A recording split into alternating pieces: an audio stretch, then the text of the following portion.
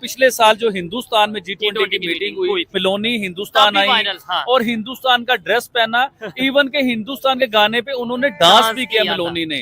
और उन्होंने अपने इंटरव्यू में ये भी कहा कि मुझे हिंदुस्तान का कल्चर बड़ा पसंद है, हिंदुस्तान के लोग बड़े पसंद है, हिंदुस्तान के खाने बड़े पसंद है। और मुझे तो कहीं ये भी लगता है कि उन्हें प्राइम मिनिस्टर नरेंद्र मोदी बड़े पसंद है, उन्हें वो लाइक करती है। नहीं, ये मजाक वाली बात नहीं। जो साहब ब्राजील के वजीर आजम एक साइड पे बैठे हुए हैं और अमेरिका के वजीर आजम या सदर एक साइड पे बैठे हुए हैं और बीच में प्राइम मिनिस्टर नरेंद्र मोदी बैठे हुए हैं। इस चीज से क्या आइडिया होता है कि G20 के असल मेंबर या लीडर जो है ना वो ये तीन ही है। G20 की ब्राजील में मीटिंग हो रही है, इसमें सारी दुनिया के तीनों जितने भी ममालिक के प्रेसिडेंट्स आए हैं और बड़े बड़े लोग वहाँ पे मौजूद हैं। और सबसे ज्यादा जो केमिस्ट्री सबसे ज्यादा जो मैंने इनके लाया जितनी वायरल जो वीडियोस हो रही हैं और पिक्चर हो रही है वो मोदी साहब की और वो जो इटली की जो प्राइम मिनिस्टर है मेलोनी उनकी क्यों हो रही है। मैंने ये चीजें आजम नरेंद्र मोदी जो है he was getting the most important position. एक तरफ ब्राजील के प्राइम मिनिस्टर थे, प्रेसिडेंट लूला, और दूसरी तरफ अमेरिकी सदर जो बाइडेन, और दरमियान के अंदर नरेंद्र मोदी। यूके के पास न्यूक्लियर सबमरीन की टेक्नोलॉजी है, इंटरकॉन्टिनेंटल बैलिस्टिक मिसाइल की टेक्नोलॉजी है। It is also part of the consortium that makes the Eurofighter. तो जब आप यूके की बात कर रहे हैं, you are talking about a broader spectrum and not just the United Kingdoms. Education की बात है, एजुकेशन में यह है दोस्तों कि आपको पता है कि कनाडा में आप जाके प्रॉब्लम हो रही है इंडियन स्टूडेंट्स को बिकॉज ऑफ जस्टिन ट्रूडो। जब हमारे स्टूडेंट्स जाते हैं तो वो जो देश है होस्ट कंट्री, वो अरबों डॉलर। अब क्या होता है कि कुत्तों को घी हजम नहीं होता। भाई पूरी दुनिया के मुसलमान जिस कंट्री को फॉलो करते हैं, ठीक है, इस्लाम को लेकर, सऊदी अरब, उन्होंने उनको हाईएस्ट सिविल अवार्ड दिया है। यूएई जिनसे हम कर्जा लेते हैं उन्होंने दिया है, मिस्र ने दिया है, कतर ने दिया है, फलस्तीन ने भी उनको हाईएस्ट सिविल अवार्ड दिया भाई साहब, जिनके बारे में हमें ये बताया जाता है कि जी ये इसराइल जो है जो जुल्म कर रहा है उसकी हिमायत कर रहा है इंडिया, उसका हाथ है पूरा। मैडम खड़ी हुई इसका कोई इस्लाम के मुताबिक कोई चीज है, लेकिन हम खुद को नहीं बदल रहे। अच्छा, दूसरी चीज है defence industrial road map under joint strategic action plan. तो एक जॉइंट SAP इन्होंने बनाया है 2025 से लेकर 2029 तक। जवाब दें, आप खुद नहीं इस्लाम के मुताबिक चल रहे हैं। इस्लाम, आप मुझे ये बताइए, पढ़ता है औरत दुपट्टा या पढ़ता है, वो नहीं है। हम अच्छा किस बात के? चले बताएं जी। मेरे सिर्फ सर के बाल नजर आ रहे हैं, पहली बात, मेरा सारा सतर ढांपा हुआ है। अच्छा। और दूसरी बात मुझे आप ये बताएं, आप मेरे महरम नहीं है ना, आप यहाँ क्यों खड़े हैं, आप मुझे क्यों सुन रहे हैं? लोग आपको देखेंगे माशरे में तरह तरह के लोग, लेकिन अच्छा, आप ये क्या पर्दा करें? ये सवाल अगर अंबर जी है, ये लड़की है, आपसे सवाल कर, मुझे मौका दें। एक फल है, वो अगर छिलके के बगैर पड़ा हुआ मक्खी आएंगी ना ऊपर, ठीक है। अगर इस तरह के आप एक मिनट, अल्लाह ने आपको अशरफुल मखलूकात बनाया, आप अपने आप को मक्खी कह रहे हैं। Defence industrial road map. अब आप जानते हैं कि डिफेंस कॉरिडोर्स भारत में बन रही हैं, भारत खरीद रहा है नई नई चीजें, डिफेंस की इक्विपमेंट, ट्रांसफर ऑफ टेक्नोलॉजी की बात करें, India is spending a lot of money on defence, a lot of money on defence दोस्तों। और ये जो आप देख रहे हैं ना यहाँ पे, defence industrial road map under the joint strategic action plan, ये इन्होंने तय कर लिया है। नमस्कार दोस्तों, आज के इस वीडियो में हम देखेंगे कि किस तरह से इटली और भारत के बीच में जो रिलेशनशिप है बहुत ज़्यादा स्ट्रांगली चल रहा है, बहुत ही एक दूसरे की मदद हो रही है। यहाँ तक कि इटली ने जो चीन का एक प्रोजेक्ट था सिल्क रूट वाला, जिसमें चीन से लेके इटली तक रोड बननी थी, उसमें उसका पार्ट था इटली और उससे भी विड्रॉल कर दिया है। कई चीज़ें हैं जैसे कि इटली भी अपनी इन्वेस्टमेंट चीन से हटा के भारत में ला रहा है और सबको देख रहा है कि चीन में जो कंडीशन है वो अब अच्छी नहीं है, चीन बहुत तेजी से डाउन जा रहा है। यही रीजन है कि G20 में मोदी जी इस समय बिल्कुल सेंटर में है। उनके एक तरफ ब्राजील के राष्ट्रपति हैं, एक तरफ अमेरिका के राष्ट्रपति हैं, और ये सब देख के पाकिस्तानी पूरी तरह से शॉक्ड है। पाकिस्तानियों को दुनिया में कोई पूछता नहीं है और अब इनकी कंडीशन ये हो चुकी है कि जो सऊदी अरेबिया या अमेरिका जैसे देश जो उनके अलाए थे वो भी इनसे पीछा छुड़ा चुका है। यहाँ तक कि चीन भी अब पाकिस्तान को मुंह नहीं लगाता, क्योंकि पाकिस्तान में चीन की बहुत बड़ी इन्वेस्टमेंट फंस चुकी है। CPEC में चीन को करोड़ों डॉलर का नुकसान हो चुका है और उसकी रिकवरी का कोई रास्ता चीन को नहीं दिख रहा। अब चीन पूरी तरह से फंस चुका है। आप इस सब के बारे में क्या सोचते हैं? मोदी जी की विदेश नीति क्या सही दिशा में जा रही है? आपके जो भी विचार हो कमेंट बॉक्स में जरूर लिखिए। वीडियो अच्छा लगे तो लाइक करें, शेयर करें, चैनल को सब्सक्राइब करना ना भूलें। आइए आगे बढ़ते हैं इस वीडियो में। ये भाई पांडा कहीं और देख रहा है, ये सामने देखा है, हाथ ऐसे। इसमें भी डिप्लोमेसी में ये ऐसी रैंडम फोटोग्राफ नहीं है, ये हमने उनके ट्विटर हैंडल से निकाली है और इसको पूरा एनालिसिस हुआ, हमारी टीम के बीच में डिस्कशन हुआ है कि सर ये ऐसी फोटोग्राफ पोस्ट कर रहा है, इसका क्या मतलब है?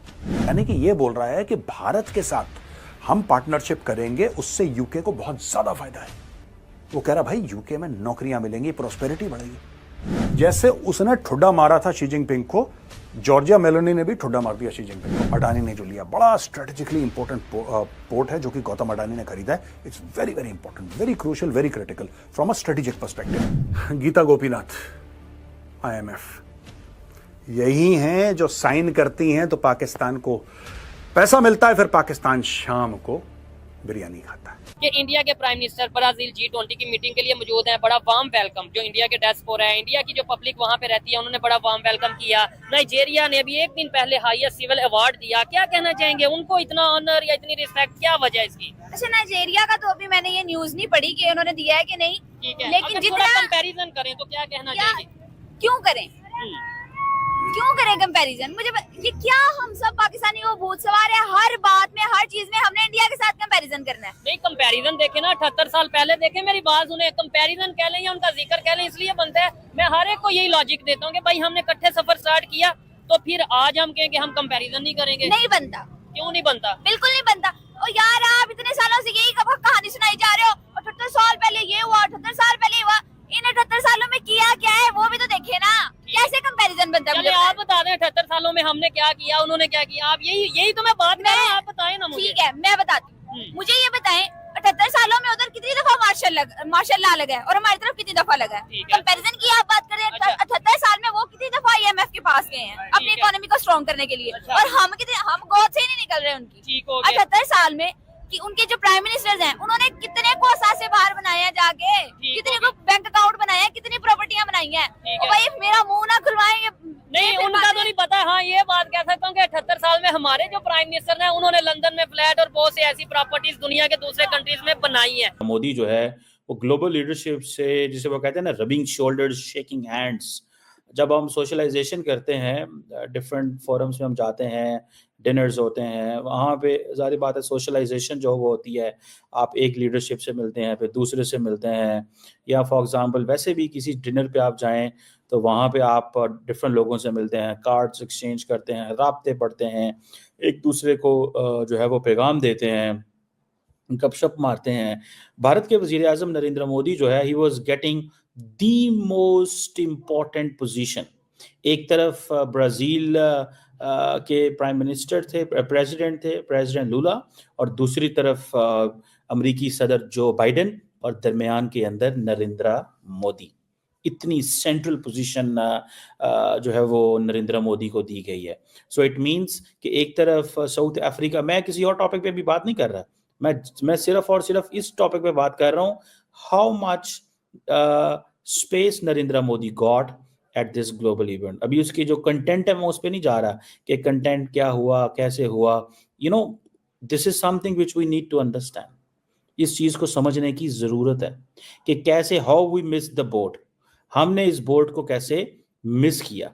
ठीक है जी, कि एक तरफ आप देखें कि देयर वाज अ टाइम कि हम समझते थे हमने इकट्ठे आज़ादी हासिल की, हम साथ थे, हमारी बड़ी बात थी, हम इकट्ठे चल रहे थे, और आज एक वक्त देखें कि नरेंद्र मोदी के एक तरफ ब्राज़ील के प्रेसिडेंट लूला है, दूसरी तरफ जो बाइडेन है, एंड लुक, एक गुजरात का CM, एक Gujarati, the person Narendra Modi, how he travelled globally, उसके एम्बिशंस चेक करें, look at the level of the legacy he wants to leave and the way he is living, कि कभी वो किसी अमेरिकी सदर से मिलता है, कभी वो फ्रेंच प्रेसिडेंट से मिलता है, and he comes up with the coming up from India, the world's largest democracy, that gives a lot of sense। बड़ी इसको आप देख के आपको पता चलेगा कि how much important it is, कितना ज़्यादा important है, और the way इंडिया जो है वो ऑपरेट कर रहा है।